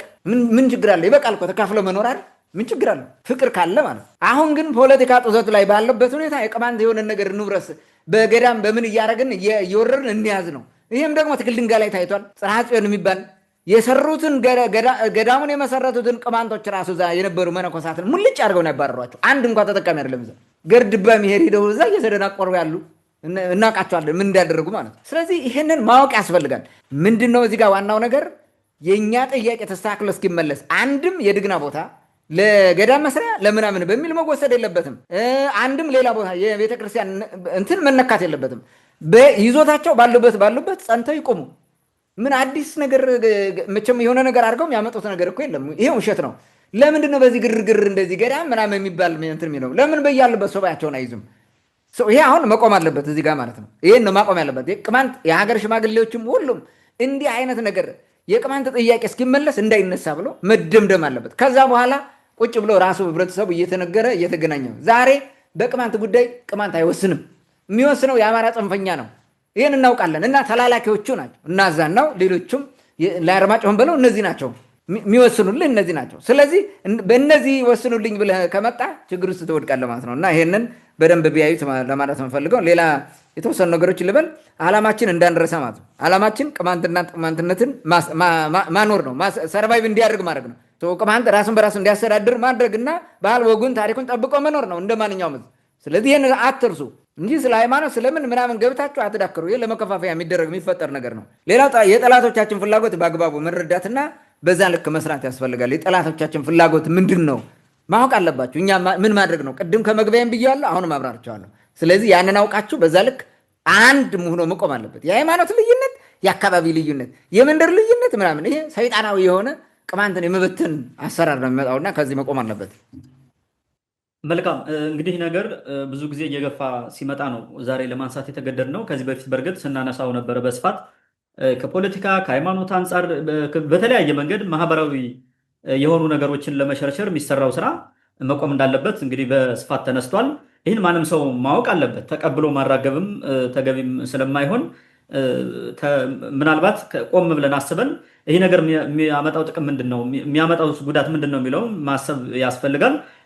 ከፖለቲካ አንጻር የነበረ ነው። ምናልባት አንዳንዴ እንደውም ብዙ ጊዜ በታጋዩም በኩል በዚህ የቅማንትን ጥያቄ እናስጥላለን በሚለው በኩልም ከዚህ ከመጀመሪያውም ጀምሮ ነበረ መገፋፋቱ፣ ስም መሰጣጣቱ። ግን አሁን ላይ በመደበኛነት ይህን ነገር እየሰራው ያለው ማን እንደሆነ ቅድም ያስቀመጥከው ስለሆነ እሱን መድገም አያስፈልግም። ምናልባት እንግዲህ ከፓርቲው አንጻር ከሆነ አሁን ቅዴፓን እንትን አልከው፣ አቢዩዝ አረከው፣ ምን ማቅም የለውም። ዝም ብሎ ተቀምጦ ያለ ፓርቲ ነው። ምርጫ ቢመጣ ተወዳድሮ የት ነው የሚወዳደረው? ወለቃ ነው? አርባባ ነው? ትክል ድንጋይ ነው? ጭልጋ? የት ነው የሚወዳደረው? ሲጀመር ላይሳተፍም ይችላል። ኦር ደግሞ ብልጽግና ሆኖ ሊሳተፍ ይችላል። ሌላ የለም። አሁን ባለው ሁኔታ እንደዛ ነው የማስበው በግሌ። ከዚህ የተረፈ የለውም። አንደኛ ምርጫ ቅስቀሳ ባልተጀመረበት ሁኔታ ቅዴፓ እንዲህ ነው፣ የቅዴፓ ደጋፊ የብልጽግና ደጋፊ የሚል ሀሳብ ማንሳት በራሱ ገና ካሁኑ ምን ለማድረግ እንዳሰቡ ያሳያል። ዲሞክራሲያዊ ምርጫ ቢሆን እንኳን ዲሞክራሲያዊ የሆነ እንትን አይኖርም ማለት ነው። ስለዚህ ባለፈውም ብለናል። ምናልባት ይህ ነገር ካለ ፓርቲው ቅዴፓ መዳን ከፈለገ ራሱን ገምግሞ ባለፈው ባስቀመጥነው መንገድ እንደ ፓርቲ ቆሞ ይህን ነገር ቻለንጅ ማድረግ ይችላል። ከዛ ውጭ ግን ዝም ብሎ በስም ብቻ እንደዚህ ነው ማለት ማህበረሰብ ውስጥ የራሱ የሆነ ጫና ለመፍጠር ሙከራ ማድረግ ስለሆነ ቢቆም የሚል እንትን አለ። ምርጫ ቅስቀሳን ሳይጀመር እንደዚህ አይነት ነገርም ተገቢም አይደለም። እንደውም ትናንትና ኢቲቪ ላይ ያየሁት የኢሃፓ የፓርቲው ሊቀመንበር ነው ምናምን ስለ ምርጫም ስለ ፓርቲው ምናምን ናትናኤል መኮንን የሚባል የፓርቲ ባለስልጣን ወጥቶ ሲያወራ ነበረ። ኢቲቪ ጋብዞት ነው። ለምን እንደመጋበዘው ምን እንደሆነ እንግዲህ የብልጽግና ተቀናቃይ ፓርቲ ነው ተብሎ በኢቲቪ ቀርቦ ማውራት ምን እንደሆነ እንግዲህ እናንተ ውሰዱት። ናትናኤል መኮንን ሳይሆን አክቲቪስቱ የብልጽግናው አክቲቪስት ሳይሆን የፓርቲ አመራር ነው። እና እንደዛ አይነት ነበረ ተጀምሮ ከሆነም እንግዲህ የሁላችሁ ተሳትፎ ነው ሊኖር የሚገባው። ይህን በዚህ ምንም ማለት አልችልም። ያም ሆነ ግን ለምሳሌ ገልቦናን ከዚህ በፊት ይህ ኋላ ቀረ ሃይማኖት ነው ድሮ የቀረ ነው ምናምን እያል እናጣጥላለን። ይህ በየትኛውም አካባቢ እየነበረ ነው። ይህ መቆም አለበት። ቅድም እንዳልከው ሃይማኖት የራሱ በቃ እኩል ነው። የማንኛውም ሃይማኖት ሰው ወደ ፈለገው መሄድ ይችላል። እነዛን ልታስቀር አትችልም፣ መብታቸው ነው። እና ከዛ አንጻር ቅድም ያልከውን ሀሳብ በሙሉ ብትወስዱት የተሻለ ነው የሚል ሀሳብ አለኝ። በመቀጠል አንድ ጥያቄ እናንሳ። ከሰሞኑ በማህበራዊ ሚዲያም በተግባርም በምንም ሲጫጫህ የነበረው ህወሓት በአፋር ክልል በኩል ጦርነት ጀምሯል የሚል ነው። ይህን በተመለከተ እንግዲህ ባለፈው እንዳልከው ስብዕናን በሚነካ መልክ ህወሓት ጦርነት እንደከፈተበት የአፋር ክልል መንግስት መግለጫ አውጥቷል። ያን በተመለከተ ዛሬም እንደውም የአፋር ክልል ታጣቂ መሬታችን ለማስመለስ በሚል ወደ ውጊያ እንደገባ የሚያሳዩ ነገሮች እየወጡ ነበር። ይህን በተመለከተ የኢትዮጵያ መንግስት ምናልባት ያለው ነገር ካለ፣ የትግራይ ክልልም ያለው ነገር ካለ፣ ምናልባት አሁን ጦርነት የከፈተው ህወሓት ቲፒኤፍ ነው ምንድነው የትግራይ ነፃ መሬት ምናምን የሚል አንድ ቡድን አለ፣ ጌታቸው ረዳ ይደግፉታል የሚባል ነው። እነሱ ጋር ነው ጦርነቱ የተከፈተው ነው የሚሉት። አፋር ክልል ደግሞ ህዝቤ ላይ ነው የተከፈተው እያለ ነው። ምናልባት ይህ ኃይል ግን ቲፒኤፍ የሚባለው ደግሞ አፋር መሬት ላይ እንዳለ ነው የሚነገረው። ምንድነው አጠቃላይ ያለው ነገር የሚለውም መነሳት አለበት። አቶ ጌታቸው ረዳም ህወሓት በአፋር ክልል የተወሰነ መሬት ይዞ ወልቃይትንም ይዞ በጉልበት መደራደር ይፈልጋል የሚል ሀሳብ ሰንዝሯል። የወልቃይት የተከዜ ዘብ የሚባለውም ዛሬ ተንቀሳቅሷል። እንደውም ተፈናቃይ እንመልሳለን ወደ ወልቃይት ምናምን የሚለው ነገር ሀሳቡን ትተው ዛሬ እነደመቀ ዘውዱ እንትን ሲያሳዩ ነበረ። የጦርነት እንቅስቃሴ የሚመስል አጠቃላይ ወታደራዊ የሆኑ ዝግጅቶችን ሲያሳዩ ነበረ። ምናልባት ይህ ጦርነት በዚህ ከቀጠለ ሌሎችም ምናልባት ይህ ጦርነት እንዲነሳ ከጀርባው ነው የሚገፋፉ ኃይሎች ፊት ለፊት መጥተው ከገጠሙ መንግስትም ከተሳተፈ ለወደፊቱ ምን ሊፈጠር ይችላል የሚለውንም ጨምረ ማብራሪያ ብሰጥበት ወደ አንተ ልምጣ። መልካም። እንግዲህ የአፋር ክልል መግለጫ ይዘትና የተያያዙ ጉዳዮች በተመለከተ እንግዲህ የአፋር ክልል ትናንት እኩለ ሌሊት ይመስለኛል ህወሓት ወሰኔን ጥሶ ገባብኝ የሚል መግለጫ አውጥቷል። በራሱ የፌስቡክ ኦፊሻል ፔጁ ላይ ማለት አውጥቷል። ያ ስድብ ምናምኖችን እንተዋቸውና ያለው ነገር የገለጸውን ነገር ነጥቦቹ ላንሳ። አንደኛ 6 መንደሮችን በጉልበት ተቆጣጥረውብኛል ነው የሚለው። 6 መንደሮች 6 ቪሌጅስ ነው እንግዲህ እነዛን ተቆጣጠረ ነው የሚለው። የኔን ወሰኔን ተሻግሮ ነው ወሰኔን ተሻግሮ 6 መንደሮች ተቆጣጥረዋል ነው አንድ። ሁለተኛ ንጹሐንን በሞርተር እና በዙ 23 ደብድቦብኛል፣ አሸብሮብኛል ነው የሚለው። ሌላው ደግሞ ጥቃቱ የተፈጸመው በክልሉ ዞን 2 አይ ቲንክ መገሌ ነው መገሌ ይመስለኛል፣ መጋሌ ወይ መገሌ ወረዳ መጋሌ ይመስለኛል ቶንሳ የሚባል ቀበሌ ነው ብሎ እንዲያውም ቀበሌ ውስጥም የሆኑ 2 ቦታዎችን ጠቅሷል በዋናነት ማለት ነው።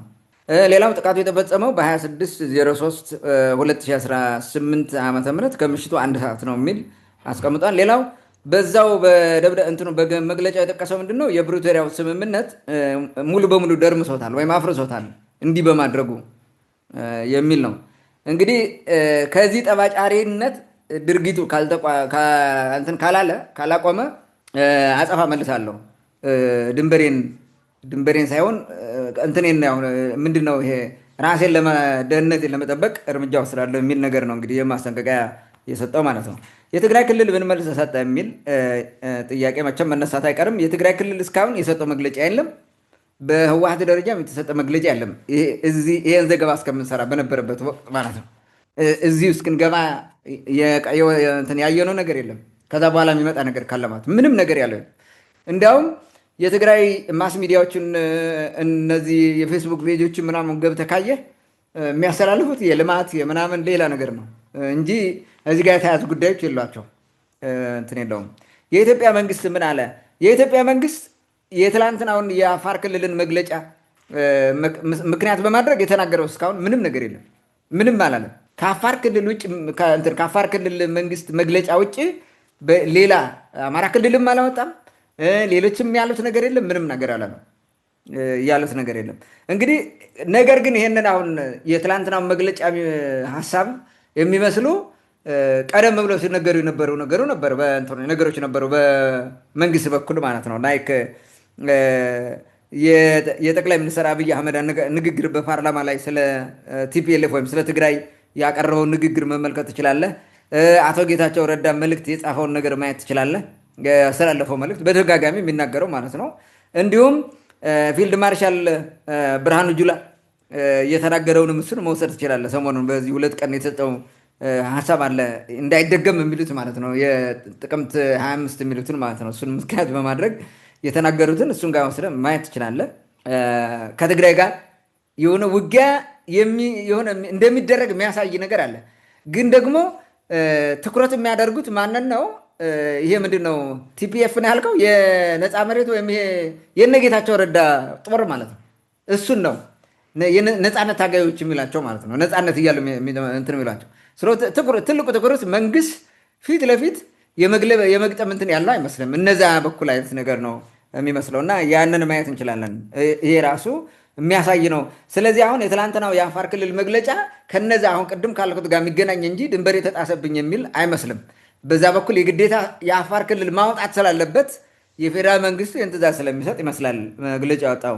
ዝሮ ዝሮ ግን የአፋር ክልል መግለጫ የፌዴራል መንግስት መግለጫ አይደለም ወይ ብለህ መጠየቅ ትችላለህ። ነው በትክክል የእነ አብይ ነው፣ እነ ጌታቸው ረዳ ነው፣ የነ ጄኔራል ጻድቃን ገብረትንሳኤ መግለጫ ነው። ይህ ምንም የሚያጠራጥር ነገር የለውም ማለት ነው።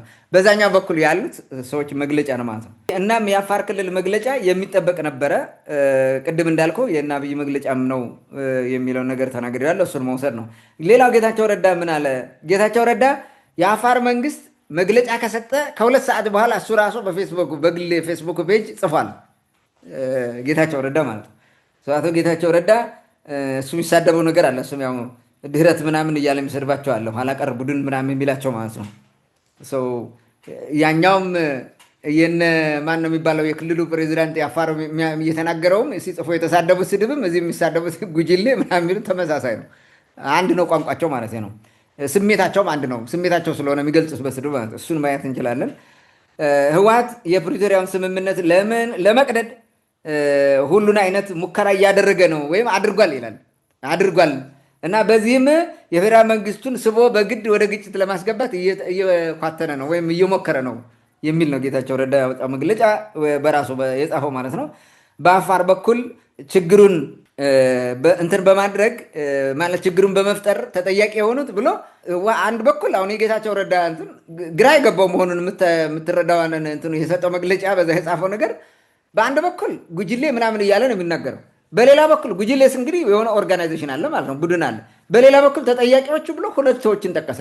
የሆኑ የቲዲኤፍ ጦር አዛዦች ይመስሉኛል። አንደኛው ፍስሐ ማንጁስ የሚባል ነው ዋናው።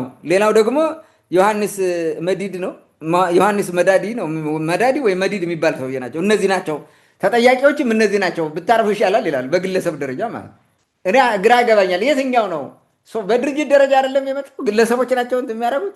ይህ ግራ የገባው መግለጫ ነው። በነገራችን ላይ በትክክል የሆነ ነገር አላስቀምጠም። ዝሮ ዝሮ እነዚህ ናቸው እንደዛ እያደረጉ ያሉት ማለት ነው።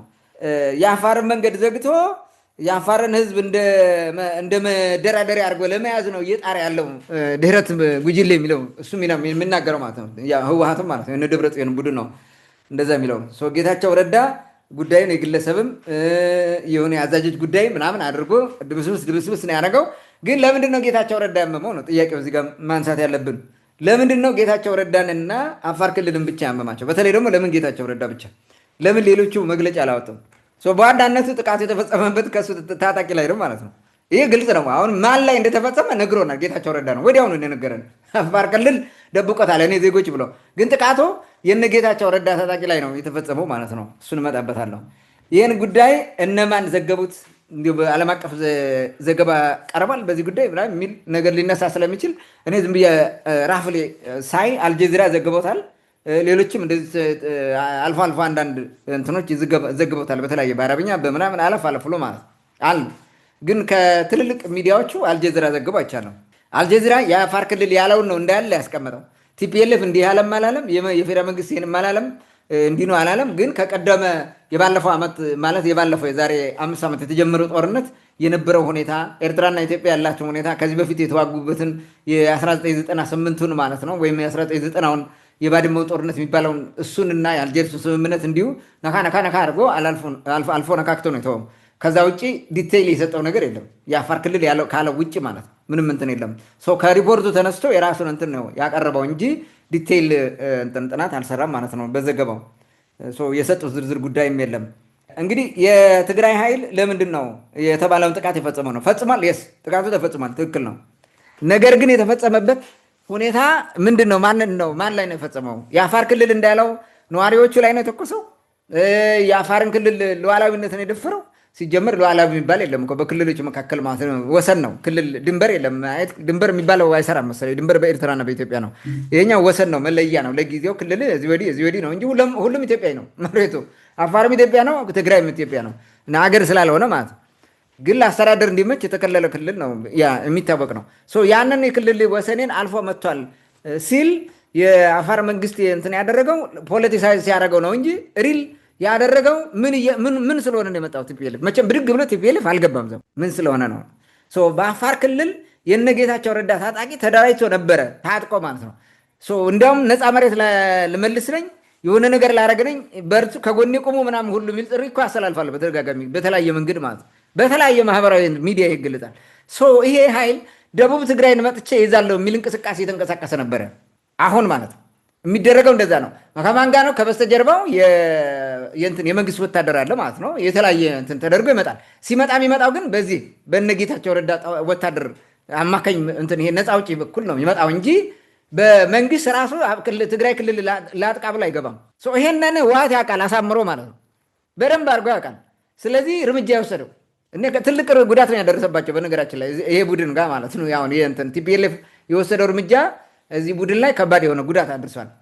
ይሄ በውስጥ ይታወቃልና ጌታቸውን የቆጨው እሱ ነው የነደደው ማለት ይህንን እንዴት ያደርጋለህ ሳማንጁስ ምናምን እስከዛ ገብቶ ጓደኞቹም ማለት ነው አብረው እዛ በረሃ የነበሩትን እየጠራ እንደዛ ያደረገበት ምክንያት አደጋ ተፈጽሞባቸው ነው። ከፍተኛ የሆነ ያልተጠበቀ ድብደባ ፈጽሞባቸዋል፣ ጥቃት ደርሶባቸዋል ማለት ነው። ይሄ ነው የትንኮሳ ሙከራ አድርጓል ነፃ መሬቱን እሱን በሚል ነው። ስለዚህ ቀድሞ በማጠር ቲፒኤልኤፍ ትግራይ ውስጥ ላይ ጦርነት መሆን የለበትም ያሉበት ቦታ ነው ጀመታ በሚል ይመስለኛል አሁን የተባለው ጥቃት የተፈጸመው። ቲዲኤፍ ይህንን ለመበቀል ቅድም እንዳልኩ እርምጃ ወስዷል። ከላይ በተባለው ቀን ምሽት ትላንትና ሌሊት ማለት ነው ከምሽቱ 1 ሰዓት ላይ እርምጃ ፈጽሟል። እንግዲህ አፋር ክልል አሁን እየተዋጋው ነው፣ ወዛ ገጥማለው። ውጊያ ሊኖር ይችላል በዚህ ምክንያት የግዴታ ነው። ምክንያቱም ውጊያው እንደዛ ነው መጀመር ያለበት። ከዚህን አሁን ያልኩት ታጣቂ በነጌታቸው ረዳ ታጣቂ በዛ በኩል አድርጎ ከመንግስት ጋር ሆኖ ይዋጋል ማለት ነው። እና ትግራይ ክልልን ለመቆጣጠር የሚጠቀሙት እሱን ኃይል ስለሆነ ግዴታ ነው። ያለሱ ኃይል በፍጹም የፌዴራል መንግስት ወደ ትግራይ ይገባል ብሎ አይገባም። ያን ከፊት ማሰለፍ አለበት መጀመሪያ ማለት ነው። ይሄ ግዴታ ስለሆነ ነው። እንደዛ ሲሆን ደግሞ ማን ከማን ይሰለፋል? ያው የምታውቀው ነው። ኤርትራ በዚህ በኩል አለ፣ ሌላ የተለያየ ታጣቂ አለ። እሱንም የሆነውን ነገር ማየት እንችላለን። ዝሮ ግን ይሄ ነው የሆነው ማለት ነው። አፋር ክልል በነ ጠቅላይ ሚኒስትር አብይ አህመድ ትዕዛዝ ነው ለነዚህ ታጣቂ ቦታ ነፃ መሬት ሰጥቶ እንዲሰለጥኑ ጦር መሳሪያ እንዲያደራጁ ምናምን ተደርጎ የሚሰሩት ማለት ነው። ለምን? የመንግስት ናቸው እነዚህ መንግስት ታጣቂ ናቸው። ኦልሬዲ ከመንግስት ጎን ቆመው በመንግስት የሚደገፉ ናቸው። እርምጃው ሲወሰድ ስድብ በስድብ የሆነ መግለጫ አውጥቷል። ይሄ አሁን እንትና የአፋር ክልል ማለት ነው። ብስጭት ነው በነገራችን ላይ ያልታሰበ ጥቃት ፈጽሞባቸው የተናደዱት ማለት ነው። ስድብ በስድብ ነው። ቅድም አሁን ከላይ ስለጠብቁት ስድቡን እንደ አንዳንዶችን ጉጅሌው የህወሓት ቡድን ይላል። እንግዲህ ንዴቱ ነው ቁጨት ነው የሚገልጹት ማለት ነው። ሌላው የአዛውንቶች የህወሓት ጉጅሌ ይላል አንዳንዴ ማለት ነው። ከትላንት ጥፋቱ የማይማር ይላል። አክቹዋሊ ሀሳቡን ለምን አይገልጹትም? አሁን ይህንን ከሚሉ ማለት ነው ሀሳቡን ቢገልጹት በመንግስት ደረጃ የሚወጣ መግለጫ እንደዛ ባይሆን ማለት ነው ጥሩ ነው። ለምን አሁን ጥላቻውን ለምን ታሳየዋለህ? መዋጋት ግጠምና ተፈሳፈስ ይሄ ስድቡ ጥላቻው ምናምን አሁን በጦርነት ጊዜ በጣም መጥፎው ነገር መዋጋቱ አይደለም እኮ ጥላቻው የሚነዛው ፕሮፓጋንዳ ንጹሐን ዜጎችን ሁሉ ያስጨርሳል። የትግራይ ህዝብ በዛ ደረጃ ንጹሐን ሁሉ በገደል እየተወረወረ እንዲገደል ያ ሁሉ ያደረገው ምን እንደሆነ ታውቃለህ? ስብከቱ ማለት በሻዕቢያ በኩል ሲነዛ የነበረው ፖለቲካ፣ በአማራ ክልል በኩል የተነዛው ፕሮፓጋንዳ፣ በፌዴራል መንግስት በኩል ሌሎቹ አፋር ክልል ራሱ ሲነዛው የነበረው ፖለቲካ እኮ ነው እንደዛ አይነት እርምጃ እንዲወሰድ ያደረገው ንጹሐን ላይ ሁሉ ማለት ነው። ይሄ በጣም መጥፎ ነው። እኛ ኋላ ቀር መሆናችን ነው የሚያሳየው። እና ይህንን ብንተወው ተራ የቲክቶክ ወይም የፌስቡክ ዝም ብሎ ግጥግጥ አይነት ይሄ ምንድነው ስድድብ አይነት ነገር ያደረጉት እና እንደዛ ባይሆን በፓርላማ ድረስ ቀርበው የአዛውንቶች ቡድን እያለው አዛውንትን የሚያጣጥል ማለት ነው። አዛውንት ሰው እንዳልሆነ ትልቅ ተሞክሮ እንደሌላቸው አይነት ነገር የሚያደርግ ነው። የአዛውንትን ማህበረሰብ የሚሳደብ ነው። ይሄ ጥሩ አይደለም። እንደ ጉጅሌ ቢል ይበል፣ ግን አዛውንት የማህበረሰብ ክፍል ነው። በማህበረሰብ ክፍል እንዴት ሰው ይሰደባል? ይህ ውርደት ነው። እና ይህንን ያሉት ማለት ነው። እነዚህ ይህም ብስጭታቸውን ለማየት ትችላለህ ማለት ነው። ብስጭቱ እንደዛ ነው። የህወሓት ትልቁ ስጋቱ የነጌታቸው ረዳው ቡድን ደቡብ ትግራይን እንዳይቆጣጠርና ህዝቡን ከጎኑ እንዳያሰልፍ ነው። የደቡብ ትግራይን ህዝብ ከጎኑ እንዳያሰልፍ ነው። ለምን? ቲፒኤልኤፍ በደንብ ያውቃል። ምንድን የሚያውቀው ህዝብ ከጎን ከቆመ ሊያሸንፍ ይችላል። ከባድ ኪሳራ ያስመጣል ለደምስሰው ብትል ማለት ነው። ስለዚህ ከህዝብ ሳይደረብና ህዝባዊ ወገንተኝነት ሳይኖረው ከወዲሁ ልከላከል ነው። አይ ቲንክ እንደዛ ነው የሚሆነው። በዚህ መንገድ የሚሄዱ ይመስለኛል። ያ ነው ቲፒኤልኤፍ ምን ምርጫ አለው? ምን ምርጫ አለው? የነበረው የፕሪቶሪያል ስምምነት የተባለውን በእነ አብይ በኩል ሄደውን ዝም ብለህ ተቀብለህ መሄድ ነው ተጨፍነ። እሱ ደግሞ አያዋጣም።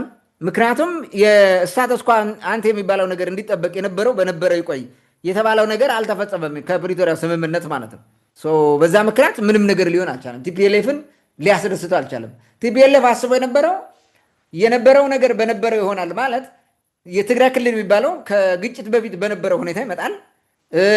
የሽግግር መንግስት ይሄ ምንድነው? ይሄ ትራንዚሽናል ገቨርንመንት ያሉት ማለት ነው። ይሄ የጌታቸው ረዳ ሲመሩት የነበሩት እሱ ያስተዳድረዋል።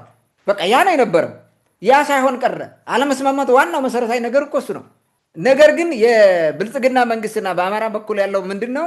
ኖ ወልቃይትን በቀደመው ነገር ብለን ለጊዜያዊ መንግስትን ብንሰጥ ችግር ነው የሚፈጠረው፣ በኋላ ይዘው አይለቁልንም፣ ስለዚህ አንለቅም ነው። የብልጽግና መንግስት ደግሞ የአማራን ክልል ድጋፍ ማጣት አይፈልግም። በቃ አማራ ክልልን ካጣ ፌል ያደርጋል፣ ምንም ባዶውን ነው የሚቀረው። ስለዚህ የአማራ ክልልን ላለማጣት ግዴታ ወልቃይትን አልፈለገም፣ መስጠት አልፈለገም። ከዛ ይልቅ ባለፈው ጠቅላይ ሚኒስትሩ እንዳለው በቃ ተፈናቃዮችን መልሰን ቀጥታ ህዝበ ውሳኔ አድርገን እንወስናለን ነው። ተፈናቃይ ቀጥታ ወደ አካባቢ ቢመጣና ህዝበ ውሳኔ ቢደረግ የሚያሸንፈው አማራ ክልል ነው። ወደ አማራ የሚለው ነው የሚወሰነው። ድርድር እንትን የለውም እኮ ጥያቄ የለውም። ምክንያቱም በማን ተጽዕኖ ውስጥ ነው? ማን ነው የሚቆጣጠር? ፌር ያልሆነ ምርጫ ነው የሚኖረው፣ የሚታወቅ እኮ ነው። እንደዛ ነው የሚሆነው። ስለዚህ በዚህ ምክንያት ነው ቲፒኤልኤፍ ዲሰረንት እንደሆነ ማለት ነው። ስለዚህ ምን ምርጫ አለው ቲፒኤልኤፍ? አንዳንዴ ለምን ከእንትን ጋር ከሻቢያ ጋር ሄደ፣ ለምን ከዚህ ጋር ሄደ ምናምን የሚል ነገር ሲያነሱት ያለ ቲፒኤልኤፍ ማለት ነው። አሁን ገለልተኛ ሆነ አስበው። እኔ ቲፒኤልኤፍ ብሆን በዛ ቦታ ምን ምርጫ አለኝ? ሌላ መውጫ መተንፈሻ እኮ የለኝም አይደለም? ሌላ ምርጫ የለህም። እኔ ይጠቅማል ብዬ የተደራደርኩበት ሁኔታ ካልተስተካከለልኝ ምን ምርጫ አለኝ? የምተማመነው ነገር ከሌለ ማለት ነው። ያደረጉት ምንም ሌላ ምርጫ ስለሌላቸው ነው። በፊትም የነበረው አሁንም ይሄ የማነው የሰሜን ኮር ነው፣ ሰሜን እዝ ተደመሰሰ፣ ችግር ላይ ወደቀ፣ ተጎዳብን ብለው አሁን እንትን የሚያደርጉት ራሱ አዲስ አበባ ላይ ትግራይ ላይ እንዘምታለን ብለው ወስነዋል። ቲፒኤልኤፍ ይመታል፣ በቃ ወስነዋል። ምን ማድረግ ነበረበት? ቲፒኤልኤፍ ውሳኔ ከተወሰነ በፌዴሬሽን ምክር ቤት የተወሰነ ውሳኔ ነው። ስለዚህ ግዴታ ማን ነው የሚመጣ? እዛ ውስጥ ያለ ሰራዊት ነው የሚመጣ እና እስኪመታ ዝም ብለህ መጠበቅ ነበረበት። እኔ አንዳንዴ ግርም የሚል ማን ነው መጀመሪያ ውሳኔ የወሰነው? ሂደን ቲፒኤልኤፍን እንይዘዋለን፣ እንጨብጠዋለን። መያዣው ደግሞ እዛ ነው ያለ። ስለዚህ ያን እርምጃ ወስደዋል። እኔም በሆን እንደዛ ነው የማደርገው በዛ ቦታ። እነሱ አሁን ለፕሮፓጋንዳ ዛሬም እንዳይደገም ምናምን የሚል ሰው ዋት ውድ ቢ ኦልተርናቲቭ ፎር ቲፒኤልኤፍ ቤት ኮስችን በዛ ጊዜ የነበረው ማለት ነው። የተሻለ ነገር ቢኖረው ቲፒኤልኤፍ ገና ከዚህ እንትን ሲመጣ ከብልጽግናው ጋር ተስማምቶ በልጽጎ በዛው ቀጥሎ ቢሆን ይሄ ሁሉ መከራ አይመጣም ነበር። አገሪቱም አትጠፋም ነበር። እዚህ ነገር አንደርስም ነበር። ከወጣ በኋላ ደግሞ ሽምግልናውን አልፈለገውም። እንትን እንደገና ደግሞ እንዲወጣ ይፈልግ ነበር። ቲፒኤልኤፍ የሚባል እንዲወጣ ይፈልግ ነበር። እውነቱን ለመናገር ማለት ነው፣ እንዳይመለስ ማለት ነው ይፈልግ ነበረ። ያ ደግሞ የማን ግፊ ነው? የሻዕቢያ ነው እና የአማራ ክልል ግፊ ነው፣ የአብይ አይደለም። ሻዕቢያና የአማራ ክልል ቲፒኤልኤፍን ማጥፋት አለብን የሚል ድምዳሜ ላይ ደርሰው ስለነበረ ግዴታ መጥፋት አለበት። ሰው ምክንያት ይፈልጋል እንዲገፋ ማለት እንጂ ድርድር መደራደር ችሎ ነበረ ሽምግልና ምናምን ከሚል ባለፈውም ተደጋጋሚ ስላነሳ ነው። በዚህ ምክንያት ነው አሁንም ቲፒኤልኤፍ እያደረገ ያለው። ሌላ ምርጫ የለውም። ምርጫው ሌላ ከሱ ጋር የነበረን ሰራዊት የተወሰነውን አደራጅተህ ከጎኑ ሆነ መተህ ውጊያ ልትገጥመው ነው ግዴታ አይደለም። የፌዴራል መንግስት ትግራይ መቆጣጠር አለበት። ስለዚህ ልታረግ ነው የትግራይ ህዝብ እንዲቀበል በባለፈው ጊዜ የነበረው ጦርነት አይነት ኪሳራ እንዳከስር እንዲቀበል የራሱ ልጆችን ይዘህ ትገባለህ ማለት ነው። አሁን የሚዋጋ የትግራይ ነፃ አውጪ አለ ማለት ነው ከነሱ ጋር። ስለዚህ የተሻለ ነገር ነው ብሎ እየመጣ ነው። ታዲያ ቲፒኤልኤፍ ዝም ብሎ ጉድጓዱን እየቆፈርክለት ቁጭ ብሎ ሊጠብቅልህ ነው? ሊሆን አይችልም። ኦልሬዲ መረጫጨት ጀምረዋል። የተበላሸው የፕሪቶሪያን ስምምነት በአግባቡ እንዲፈጸም ማድረግ ነው። ያን ያላደረገው ለእኔ ቲፒኤልኤፍ አይመስለኝም፣ እውነቱን ለመናገር ማለት ቲፒኤልኤፍ ኮንትሪቢዩት ያደረገው ነገር ነበር። ግን ብልጽግና ራሱ በቲፒኤልኤፍ ዘንድ አመኔታ እንዳያገኝ የሚያደርጉ ስራዎችን ሰርቷል። ቅድም ያልኩትን ጉዳይ ማለት የስ ያ ተደርጓል። በዛ ምክንያት ነው ያላመኑበት ምክንያት አይዶ ነው። እንግዲህ ብልጽግና የህወሓት የሚባለው ነገር ጭራሽ ያምነው ማመን ብቻ አይደለም፣ በጣም ነው የሚፈራው። ከሚፈራቸው ኃይሎች የህወሓት ኃይል ነው ብልጽግና። ለምን? ስለሚታወቁ ነው። አለቃና ምንዝር ስለነበሩ ይመስለኛል። ከዚህ ጋር የሚያያዝ ነው አሁን ይሄ የተፈጠረው ነገር። በአንድም በሌላ መንገድ እንትኑን አነሳሁት። ምን ሊፈጠር ይችላል የሚለውን የተወሰነ ነገር አንስቻለሁ። እንግዲህ የቀጣይ ጦር ሜዳ አፋር ክልል ሊሆን ይችላል፣ ወደ ትግራይ ላያስገቡ ይችላሉ። ግን ደግሞ ጥቃት ከተጀመረ በመጠነ ሰፊ ሊሆን ይችላል፣ በተለያየ የትግራይ አቅጣጫ ሊሆን ይችላል። የነደመቀውን ጦርን በዛ ገባ ሊል ይችላል፣ የምናምንም ሊሆን ይችላል። እንደዛ አይነት ነገር ሊሆን ይችላል ሜቢ። ግን አብዛኛውን አፋር ክልል ሊወስዱት እንደሚችሉ ገምታለሁ። ኢቭን ሻዕቢያ ራሱ አፋር ክልል ሊሆን ይፈልጋል። ለምን? ትልቅ እንቅስቃሴ የተደረገ ያለበት መንገድ አፋር ነው። ኤርትራንም አታክ ማድረግ የሚፈልጉት በኢትዮጵያ በኩል ያሉ እንትኖቹ ኤርትራን አታክ እናደርጋለን ብለው የሚያስቡት በኤርትራውያን የአፋር ነፃ አውጪ ድርጅት በሚባሉት ነው። ትግራይንም የትግራይ ነፃ አውጪ ድርጅት በሆነ ነው የሚዋጉ።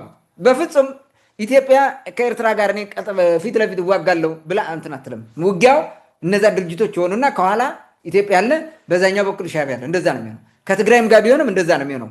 ሁለቱን አዘሴም ታይም ይሆናል አይሆንም። ግን ሁለቱ ትግራይና ኤርትራ በአንድ ላይ ሆኖ የሆነ የማጥቂያ አቅጣጫ እንትን ብለው ሊወጉ ይችላሉ። የሆነ ቦታ አፋር ላይ ሊያረጉት ይችላሉ የሚል ግምት አለኝ። አፋርም ባይሆን ሌላም ቦታ ሊሆን ይችላል። ዙሮ ዙሮ በዛኛው ሳይድ ያኛው ከበድ ያለ አሰላለፍ አለ፣ በዚህም ከበድ ያለ አሰላለፍ ይኖራል ብዬ አስባለሁ። ሜቢ ብልጽግና እንትን ካለው ያዋጣኛል ብሎ እንትኑ ከቀጠለው እንደዚህ አይነት ነገር ነው ሊሆን የሚችለው። ሻዕቢያም ጦርነቱ የኢትዮጵያ መሬት ውስጥ እንጂ ትግራይ እንትን ኤርትራ ውስጥ እንዲሆን አይፈልጉም። ኤርትራም ውስጥ ከሆነ ሻዕቢያ ውጊያው በቡሬ በኩል እንዲሆን ነው የሚፈልገው። የቡሬ ማለት በጣም አደገኛ የጦርነት እንትን ነው፣ በጣም ከባድ ነው። በ1990 ቡሬን ለመያዝ ተብሎ በተለይ 91 ይመስለኛል የነበረ ውጊያ እዛ የገባ ሰራዊት አልወጣም፣ ብዙ ተጎድቶ ነው የቀረው። ድንጋያማ ነው። አንድ ሞርተር ጥረ ድንጋይ ላይ ከጣልቅ በአካባቢ ያለውን ወታደር ያቆስልብሃል። በጣም አደገኛ የሆነ ቦታ ነው። በዛ መወጋት የሚባለው ራሱ ማለት ነው። ውጊያ በቡሬ ሊሆን እንደማይችል እገምታለሁ። ኢትዮጵያ መንግስትም በቡሬ እንትናን አሰብን ይዛለሁ ብሎ አይዋጋም፣ የፈለገ ቢሆን ማለት ነው። ዋቴቨር ኢት ኢዝ ሌላ ቦታ ነው፣ እነሱ በሚሉት ቦታ አይመስለኝም፣ ሌላ ቦታ ነው። ሜይ ቢ አፋርን እገምታለሁ እንደዛ ሊሆን ይችላል ብዬ። ጦርነቱ ሊጀመር ይችላል፣ ላይችልም ይሆናል። የስ አሁን እንዳልኩ ማለት ነው የራሳቸው ነው። ምክንያቱም የሚመጣው የዲፕሎማሲ ኪሳራ ምናምን የሚባል ነገር አለ። ግን ደግሞ አሁን የዛቻዎቹ ምናምን እየበዙ ስለመጡ የኤርትራም ህወሓትም ቀድሞ አታክ የማድረግ እንትን እርምጃ የመውሰድና የማዛባት ውጊያ ሊዋገዱ ይችላሉ። በዛ ላይ ደግሞ አስቸጋሪ ነው። በነገራችን ላይ ምናልባት ብልጽግና ቅድም እንዳልኩ በነዚ አይነት መንገድ ነው ሊጠቀም የሚችለው። የነፃነት ሰራዊት የሚባሉትን ከፊት አድርጎ ቢሸነፍም ችግር የለም፣ ነፃነት ሰራዊት ወደኋላ ፈገፈገ ይላል፣ ወደፊት ከገፋን ገፋ ይላል፣ ችግር የለውም። በሌላ መንገድ ሌላው ስጋቱ በአማራ ክልል በኩል ፋኖ የሚባል ኃይል አለ። ቲፒኤልኤፍም ሻዕቢያም በዛ በኩል የመግባት እድል አላቸው። በመተማ በኩል ያለው ሁኔታ እንዲሁ ቀላል እንዳይመስል፣ በሱዳን ያለው ማለት ነው። ኢቨን በመተማ ብቻ ሳይሆን በጎጃምም እንደዚህ አይነት እንትን ሊኖርብኛል ብሎ ያስባል። እንዲህ አይነት ነገሮች ስላሉ በቀጥታ ኃይሉን ወስዶ እዛ ውስጥ የሚማግድበት ሁኔታ የለም። ውጊያ የሚባል ማለት ነው። በእነዚህ የነፃነት የሚባሉት ውጊያዎች እንደዛ ነው ማድረግ የሚፈልገው። መሳሪያ ምናምን ትጥቅ ከኋላ ደጀን ሆኖ በመጠበቅ እና ትጥቅ በማስታጠቅ ይመስለኛል ሊያደርጉት የሚችሉት እና እንዲህ አይነት ነገር ሊሆን ይችላል። ጦርነቱ ከተጀመረ ግን ለኢትዮጵያ መንግስት አደገኛ የሆነ ነገር ነው። ፉል ስኬል የሆነ ጦርነት ካደረጉ የኢትዮጵያ መንግስት ነው አደጋ ላይ የሚወድቀው፣ ችግር ውስጥ የሚወድቀው ኢትዮጵያ መንግስት። ለምን? ሁለት ነገር አለ። አንደኛ የውስጥ ችግር አለበት። ኦሮሚያ ክልል ከባድ እንትን አለው፣ ተቃዋሚ ያለው። አማራ ክልል አሁን እየሆነ ያለውን ታውቃለህ። ትግራይ ይኸው ውሰደው። በዛ በኩል ትግራይ ደግሞ የትግራይ ተዋጊዎች ልምድ ያላቸው የረጅም ጊዜ ልምድ ያላቸው ማለት ነው። ጦርነት ባህላችን ነው የሚሉ ናቸው። ኤርትራን በተመሳሳይ ነው። ይህ ኃይል በዛ ሲመጣልህ ጦር መሳሪያ እንደ ልብ ነው የምታገባው። በኤርትራ በኩል እንኳን ዛሬ ከሻዕቢያ ጋር አንድ ሆኖ የህወሓት ያን ጊዜ ብቻ ሆኖ እንዴት ነው የተቋቋማቸው? ያን ሁሉ ኃይል ማለት ነው። ይህ መታሰብ አለበት። ጉዳቱ ከባድ ነው ለኢትዮጵያ ነው። ምናልባትም አገር እንዳይፈርስ ራሱ እሰጋለሁ፣ የመበታተን እድል ሁሉ እንዳይመጣ ማለት ነው። ኤኒዌይስ ወደዚህ ጦርነት ባይገቡ ደስ ይለኛል። መቆም ነው ያለበት። ከቲፒኤልኤፍ ጋርም ቢሆን አሁንም ምን ምለው ምንድን ነው ባይኮርኩሩክ ሰላም መፍጠር አለባቸው። ሰላሙ ምንድን ነው የሚፈለገው? የፕሪቶሪያ ስምምነት ጀኒውንሊ ኢምፕሊመንት ይደረግ። የቀደመው የትግራይ ክልል ወደ ትግራይ በነበረው የሚለውን ይመለስ። ጊዜያዊ መንግስት ያስተዳድረው። የፌዴራል መንግስት ወታደሮችን አግብቶ ይቆጣጠር፣ ግዴታ ነው። የትግራይ ክልል ኢትዮጵያ ነው፣ የትም አይደለም። ፌዴራል መንግስት ይቆጣጠር። የፌዴራል ፖሊስ እና የመከላከያ ሰራዊት እዛ ይገባል፣ ይቆጣጠራል። አለቀ። ይገነጠሉብኛል ምናምን የሚል አይነት ነገር ከሆነ እንትኑ ማለት ነው። እንደዛ አድርገህ የተሰደዱ ሰዎች እንዲመለሱ ታደርጋለህ። ህዝበ ውሳኔ ካስፈለገም አረጋግጠህ በአንዴ አይደለም ህዝበ ውሳኔ የሚደረገው። ህብረተሰቡ ሳይኮሎጂካሊ መመለስ አለበት። መልሰህ አረጋግጠህ አካባቢ ነው። እንደዛ ከሆነ ሰላም ይሆናል። ይሄን ካላደረጉ ግን ጦርነቱ የሚቀር አይመስለኝም በፍጹም ማለት አስቸጋሪ ነው የሚሆነው። መልካም እንግዲህ በአፋር ክልል በኩል ህወሓት ከፍቶታል በተባለው ጦርነት ጉዳይ እሱን የተመለከተውን መረጃ በስፋት አንስተዋል። ዋናውና ትልቁ ነገር ግን ከጦርነት ይልቅ ችግሩን በሰላም መፍታት ይሻላል የሚለው በግልጽ አስቀምጠዋል። ይሄ የሁላችንም አቋም መሆን መቻል አለበት። ድጋሚ እንደዚህ አይነት አክሳሪ የሆነ ጦርነት ውስጥ መግባት ተገቢ አይደለም። ምንም ይሁን ምን በተለይ አሁን ቲፒኤልኤፍ የሚባለውን ኃይል ህገወጥ ተደርጓል። በፌዴሬሽን ምክር ቤትም በቃ መንግስት ህገወጥ ነው ብሎ ሰርዞታል ኦልሬዲ። ስለዚህ ህገወጥ ነው ሂዶ ከሌላ ኃይል ጋር የማይሰለፍበት ምክንያት የለም። በምንም አግባብ ልጠይቀው አትችልም። ምክንያቱም አብይ ራሱ ብልጽግና ራሱ ሻዕቢያን አዝሎ ገብቶ አይደል ትግራይ ውስጥ የተዋጋው። ጠቅላይ ሚኒስትሩም ሌሎችም ሰዎች እኮ የኤርትራ ህዝብ ከጎናችን ባይቆም ሻዕቢያ ከጎናችን ባይሰለፍ ዛሬ የህወሓት ታንክ አዲስ አበባ ውስጥ እንትን ሲል እናየው ነበር ብለው የሚናገሩ ሰዎች አሉ። ይሄ በግልጽ ራሳቸው ያመኑት ነው። ሻቢያን አዝለው ገብተው እንደተዋጉ የሚያሳይ ነው። ስለዚህ ተገልብጠ ዛሬ ከሻቢያ ጋር ስለተጣላ ህወሓትን የምትወነጅልበት ምክንያት ግልጽ አይደለም። ምክንያቱም መጀመሪያ ራሳችሁ እዛ ነበራችሁ። ከዛ ሁሉ ነገር ግን የፕሪቶሪያውን ስምምነት ተግባራዊ ማድረግና የህዝቡን ጥያቄ በአግባቡ ማስተናገድ፣ ይህ ከጠላት ጋር የሚሰለፈውን ኃይልም ሽባ ማድረግ ይቻላል። ያም የሆነው ግን በሰላማዊ መንገድ ነው። በተለያየ ሴራ በባለፈው እንዳነሳ ነው ዝም ብለህ በሴራ እዚህ ጋር የሆነ ቡድን በመፍጠር እዚህ ጋር ሂድ አንዱን በመከፋፈል ይህ ሊሆን አይችልም። በኋላ ብሎ ወደ አንድ መጥቶ ልክ እንደዚህ አይነት ጦርነት ሲከፈት ለመንግስትም ለሀገርም ሌላ አደጋ ይዞ ስለሚመጣ ቆም ብላችሁ ብታስቡበት የሚል ሀሳብ አለኝ በግሌ። ውድ አድማጭ ተመልካቾቻችን ለዛሬ የነበረን ወቅታዊ ውይይት ይመስል ነበር። ስለተከታተላችሁን ከልብ እናመሰግናለን። መልካም ጊዜ ሁላችሁ